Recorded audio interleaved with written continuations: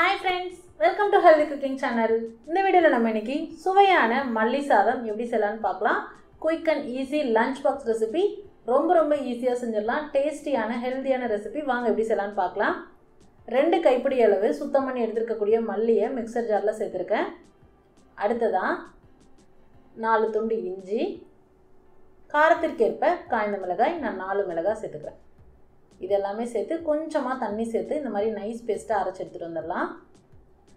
அடுத்ததா தாளிப்பு பார்க்கலாம்.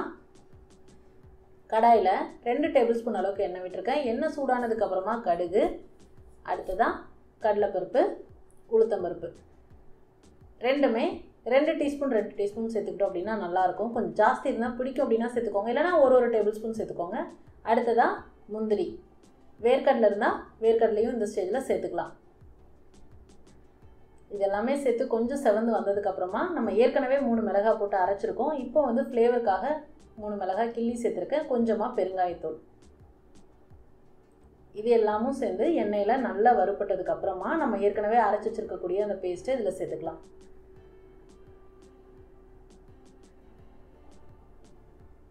நல்லா எல்லாத்துக்கூடையும் நல்லா கலந்து விட்டுருங்க.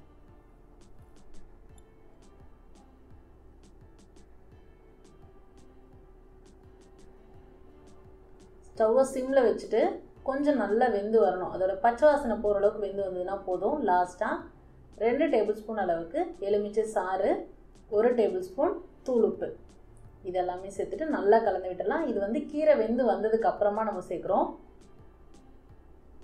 இப்போ இது எல்லாத்தையும் சேர்த்து நல்லா கலந்து விட்டுட்டு வெயிட் பண்ணுவோம். மேலே எண்ணெய் பிரிஞ்சு வரும்.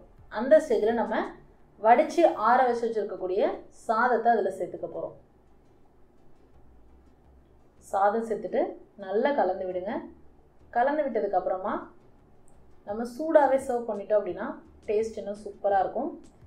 உருளைக்கிழங்கு பொரியல், வாழைக்காய் வறுவல், இல்லை அப்படின்னா உருளைக்கிழங்குமே நல்லா டீப் ஃப்ரை பண்ணி வைக்கலாம்.